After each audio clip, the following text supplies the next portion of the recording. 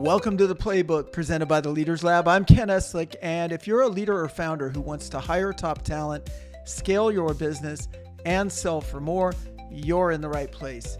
Each week, Annika Kwacha and I bring you practical, actionable advice that you can put to work immediately to make an impact in your business today. And now, here's this week's episode. Welcome back to the Leaders Lab presents the Playbook. I'm Ken Eslick here once again with Annika Kwacha. And you know, in the war for top talent, many founders are losing before they even start, because the very process they use to hire is exposing a fatal flaw in their business. Listen, the interview process is a mirror. What it reflects back to a top candidate is a precise preview of what working for your company and working for you will be like. If your process is plagued by time delays, poor communication, or a lack of clear vision, you're not just annoying a candidate, you're showing them a business destined for internal chaos and slow growth. In this episode, we're challenging you to look hard at that mirror. We're going to show you how a high-disciplined, competent hiring system becomes your most powerful tool for attracting talent and demonstrating that your business is truly built for scale. Let's dive into the interview mirror, what your hiring process reveals about the future of working with you. Once again, here with Annika Kwacha. Hi, Annika. Hi, Ken. How's it going? I'm doing well. Thank you. That's awesome. That's awesome. I have a couple of burning questions for you. So if Sure. you're ready to dive in, I'm good to go. Let's do it. Awesome. This topic is so interesting to me, Ken, because I think we've all been through a hiring process, as a candidate, and for many listening right now as a leader as well. So one of the first things that came to mind when I realized that this was going to be what we were going to be talking about is we refer to the interview process as a mirror. What does that process really reveal about a company's, mindset and how they operate? I think it's so telling of what's going on, good or bad, right? So hiring manager, and I mean that, like, the leader, the person that this role is going to report to, their ownership and their involvement in that process or not says a lot about how they're going to be as a mentor for you moving forward. So I think, again, that mirror, it reflects everything that's happening. So clunky, slow, sometimes even disrespectful. I think candidates feel disrespected, right, when people aren't getting back to them. I think that can be a really good indicator of what things are going to look like, after you start. And again, good or bad. I don't mean this to be negative. I think there's some people that do this really, really well. I think for others, there's just a missed opportunity. Absolutely, Ken. And one of the important things as well in any hiring process is vision alignment. What is the importance of ensuring that companies are actually articulating that vision in that process? It's so important, and it's so tough for some companies to do. I maybe because they haven't thought about. A lot of companies are really good about talking about their mission statement, right? They get everybody in the company to memorize it and stuff like that. Equally as important is the vision for employees. So, like, why do people want to come to work here? What is it? Is it the culture? Is it the year-over-year growth? Is it the Yeah. amazing benefits? Is it the products that you provide that do something that impact the world? And maybe it's a combination of all of those things. The reason I know that people have a tough time with it is because it's one of the key questions I ask new clients when they work with us. And it seems so simple to just be able to spit it out, but it actually does need to be crafted and articulated. It's almost like, I think I heard you call it earlier, almost like your elevator pitch for candidates, right? Also could be called a social pitch. So something that's maybe 30 to 60 seconds long that you can expand on, obviously, and should in an interview, but just very quickly, like, why are people coming to work for you? If you lead a team or you're hiring, don't miss our free hands-on webinar on the DISC profile. This is happening Wednesday, November 12th from 2 to 3 p.m. Eastern. Everybody's welcome. This is not a theory lecture. We're going to take a deep dive into DIS&C with real examples, live breakdowns, and audience Q&A. If Feel free to bring a hiring challenge or a team scenario, and we can work on it in real time so that you leave with a clearer, more confident read on behavior and role fit.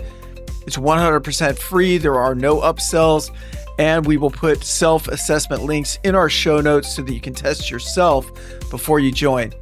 Save your spot. We're going to put the link in the show notes. Again, if you want to mark the date and time, it's Wednesday, November 12th at 2 p.m. Eastern Time. See you there. Yeah, absolutely, Ken. And one of the things that I was thinking about as well is not only does that vision have to be communicated with the candidate, but so often when we're applying for jobs, we actually look at like the social medias, like the LinkedIns of like current employees, or we'll speak to someone who's currently an employee. So, what's the importance of making sure that that vision is actually also communicated internally within the organization? Yeah, it needs to permeate everywhere, right? And I think that in order for it to, you've got to live it.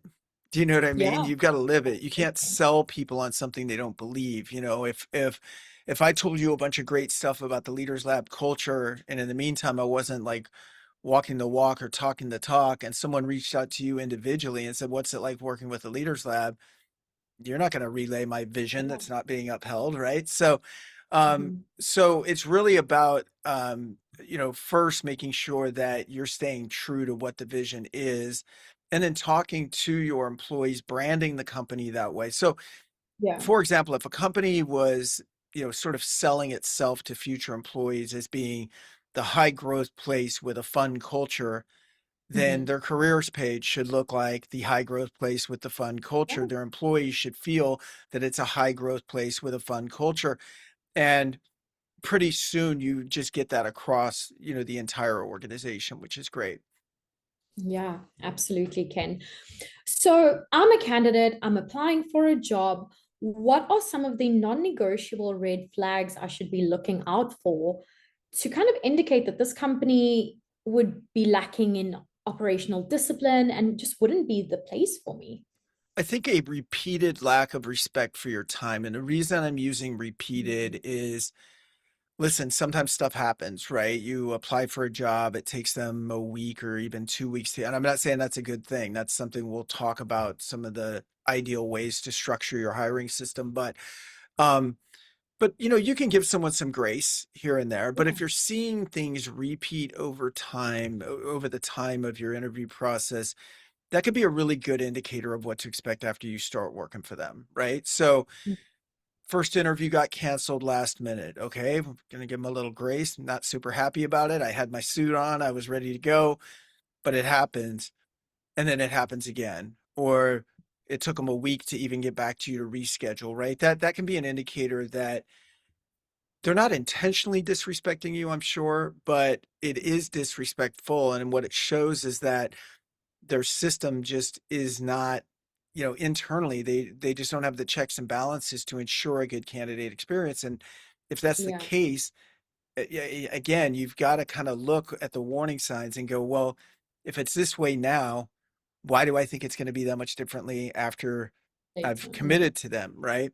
Mhm. Using the example of, if you were dating someone and they're showing you all the signs that they're not marriage material, do you go ahead and get married anyway? Mhm. There's always signs, I think, when you look back. Now, again, those can be really positive signs. So first interview is great. Everything on the company's website has aligned itself to that high growth, fun place to work, great culture. I Yeah. applied to them. I saw evidence of that. The hiring manager right away stepped into my first interview and said hello and said, "We're excited to see you in future interviews if that happens." And boy, I just feel really excited about this, right? So you can either get really excited about it or really not, like just depending on what some of those, core principles are and how they're executing on them.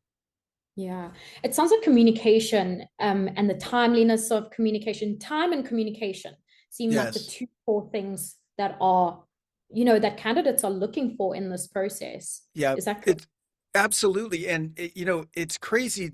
Everybody is really, really forgiving if you just communicate. And meaning, let's say you apply to us right now and we are going through uh, our projections and budgets for next year, and it's this very complex process. I mean, I just can't see you this week at all. But I Yeah. get back to you and go, Annika, and again, this takes 30 seconds for me to get back to you and go, we received your application. It looks great. And thanks so much for taking the time. Here's what's Mhm. happening right now. We've got some business initiatives that we've got to knock out. If I need to, I'll meet with you this week, but is it possible we could meet next week instead? Well, that, and the person will go like, absolutely. But Yeah. we're all wired. I'm going to bring out my Tony Robbins training now, but we're all wired very in a very similar way. And for most people, when there's a lack of communication, they will perceive it as negative. So if I apply to a Mhm. place that seems like a great fit, and let's say I was a top candidate for that employer, and they don't get back to me for 2 weeks, where's my brain going? My brain's not going, well, maybe they're just doing projections right now and they're really busy. My brain's going to, they don't want me, right? They've rejected me, They've basically. rejected me. In Yeah. fact, maybe I even get mad because they didn't even have the decency to reject me, right? They're just leaving me out here Right. hanging.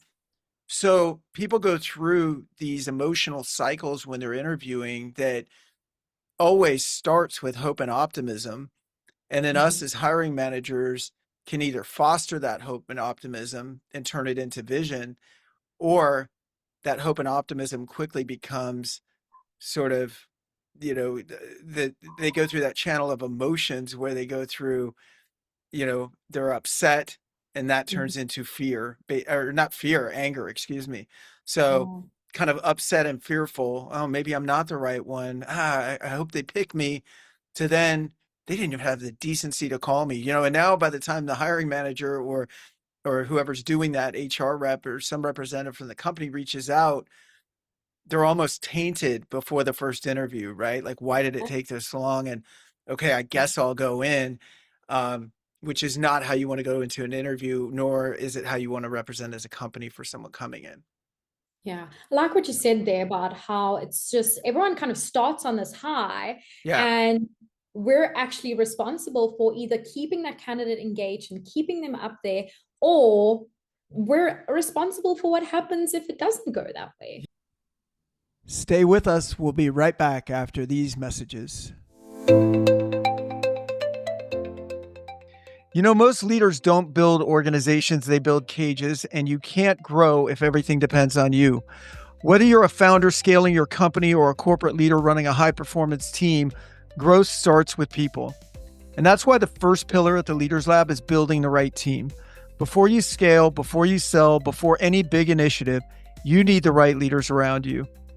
Our team has placed over 1,000 executives into Fortune 500 and fast growing startups and supported over 75 acquisitions along the way, helping leaders create over $1 billion in enterprise value. At the Leaders Lab, we help you hire top talent, scale with confidence, and build a business or team that can thrive without you. Take the free Scale Up scorecard at theleaderslab.co or email me directly, ken@theleaderslab.co, to find out how ready your organization really is for growth. And now back to the playbook.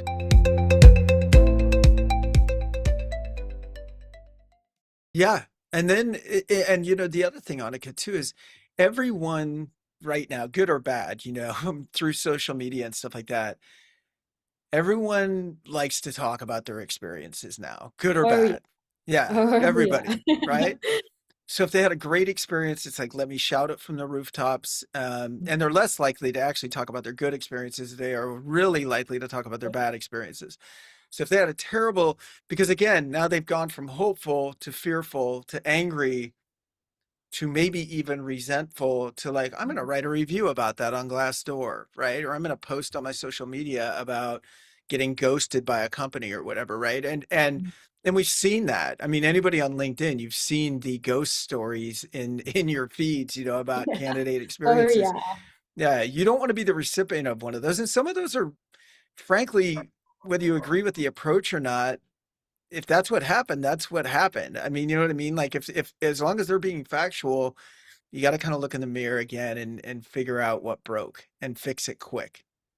Exactly. And on that note of fixing it quick, Ken, how would you advise people that are in the hiring process, like hiring managers, the HR team, etc.? How would you advise them to audit their current process and what steps to take to fix it?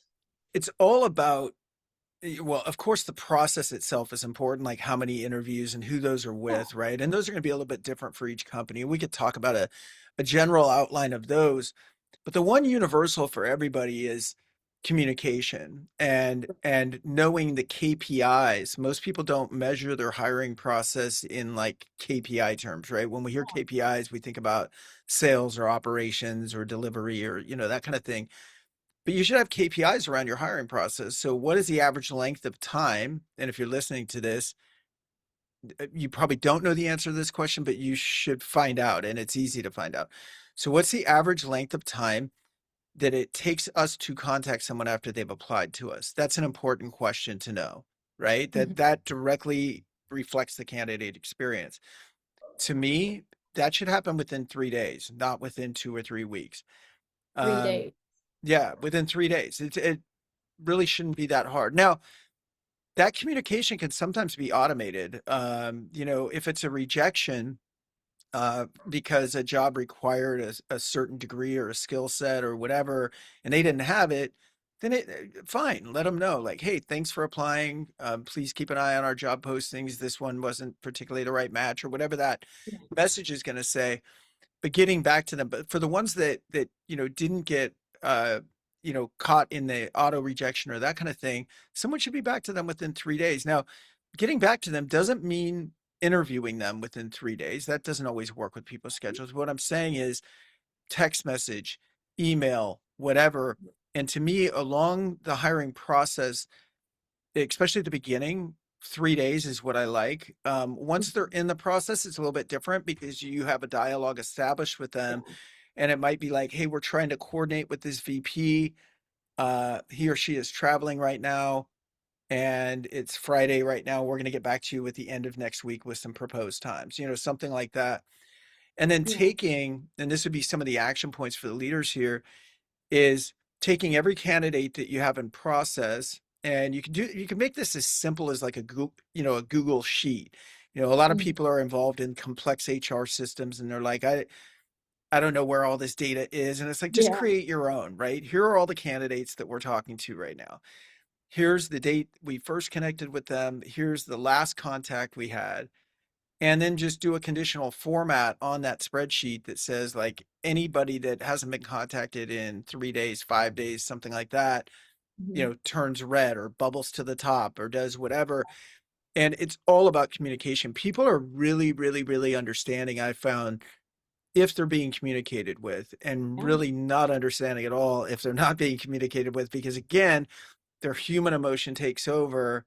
And Right. by the time you contact them, they're already in a different mindset than they were the last time you spoke with them. Yeah, no, I completely agree with that, Ken. Absolutely. And you mentioned something, I think it was just in conversation not too long ago, but you've also spoken about how we can so often be, or like the hiring team can so often engage someone who wasn't even looking Yeah, and then basically lose them. exactly. Yeah, I think what happens a lot, I think when you're looking for the best talent, and we're talking about like senior leaders, a lot of times in what we're working with, most of the people that we go after, I would say 90% of them were not actively looking when we reached out to them. Yeah. But we sold them as recruiters. We may have sold them on a vision of something different, something better, something, whatever was missing for them. So they engage, and now let's say that process does not go well, right? Like, they're not being communicated with, a couple of weeks go by in between interviews, that kind of thing. Well, now we've kind of awakened the beast. We took this passive candidate, again, not open to maybe hearing about opportunities, but generally happy where they are. But Mm. now, because they got a glimpse at something different or started thinking about something different, now they may want something different. And if you're not going to be the one to provide it, you've actually created your own competition now, because they are now applying at other places. And if those other places have this locked down, starting with vision and following up with communication and building rapport along the way, by the time you got back to this candidate that you initially were the one that did the passive reach out to, they're on their third interview with somebody else and have already established a relationship with them. And And you're going like, what happened? Well, what happened was, again, just too big of a gap in the communication. Yeah. It really is important to lock this down, not Yeah. only to not lose candidates to competitors, but also to make sure you're getting, the prime talent that's out Yeah. there.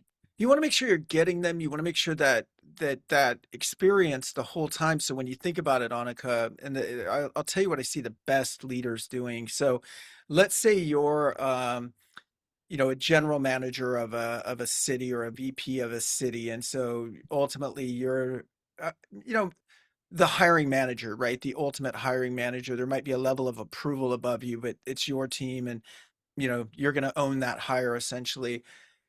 But there's lots of steps sometimes before someone gets to you, right? Maybe they've got their application. Maybe there's someone on the talent acquisition or HR team that reviews those submissions. Um, and then they forward them to like an HR manager who does an initial screening interview. And then maybe they go to, so maybe you were fourth in line or something in this process. Mhm. But every great hiring process that I've ever seen has ridiculously strong leader involvement, hiring manager leader involvement. So Oh, the okay. idea of that sheet that I was talking about, that's not a tool for, an hourly entry level administrative person. That's a Mhm. tool that the owner, that VP in this situation should create and should monitor. They're the ones going, why haven't we gotten back to these three candidates that were Yeah. due on Friday? Do you know what I mean? They're also Yeah. doing stuff like, even though it's not their interview, if they have 2 minutes and they're walking by and see a new candidate interviewing in someone else's office, they just go in and shake their hand and say, thanks so much for considering us. If this is something that moves forward, I'm looking forward to meeting you in a few days. Um, Maybe even taking time to say, did Annika talk to you about, the great initiative we have around blah, blah, blah, that's happening right now. It's really exciting times here. All of that is just fuel for a very good fire that you're building if you do that. But Mm. to the degree that I've seen people do it well, I've seen more that don't, where the GM or that VP is just too busy to get involved in their minds. They have bigger fish to fry. And I just don't know what's bigger than the engagement, and then the follow-up once they become employees of your people, right? It's got to be owned at the highest levels of the organization. Yeah, I don't think that's something that it's kind of like something people don't really want to hear, but mic drop, we've said it, but it's the truth. There's no way around it. Yeah. Because if you're disconnected from that, again, let's go back to this mirror concept. Mhm. And I'll ask you, like, if you're disconnected from that, how connected do you think you are to your people on a day-to-day basis? I mean, to me, it's all one thing in reality. You know what I mean? And going back to, oh, hey, I was involved at the beginning. I know this process. I know we were communicating. I stuck my head in during the first interview. We had a great interview. Then we had a great second interview, and we're kind of communicating throughout the whole time, or I was at least keeping aware of where this person was in the process. And now they've started with us. We already have a relationship. I wasn't disconnected from it, right? I owned it. I was the opposite of disconnected, right? And so now we already have a relationship that then continues into a mentoring relationship, development relationship, and career progression relationship, right?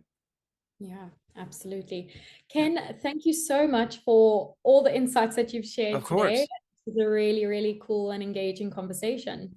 Yeah, I'm excited to take some of the bigger topics that slide into some of our shows, and we're going to be doing that where we create these like shorter, maybe 20-minute episodes that will Yeah. allow you guys to kind of, dive deeper into one particular thing that may have been casually mentioned in another episode. So, we're also going to create around this episode, right before we started, we'll create something in our leaders toolkit, which will be available soon, that will give you kind of a step by step of developing uh, that, not only that process, but maybe even that like candidate tracking spreadsheet, that kind of thing. We'll give you guys some examples that you can use right away. So thanks for being with us.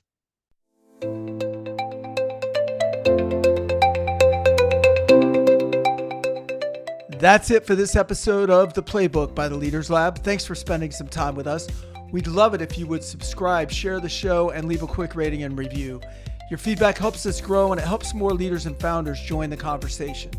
If you'd like to talk more about hiring, scaling, or selling your business, please email me, ken@theleaderslab.co, or connect with me on LinkedIn. We'll be back soon with more strategies you can put to work today. I'm Ken Eslick with Annika Kwacha. Thanks for joining us. Join us again next week in The Playbook.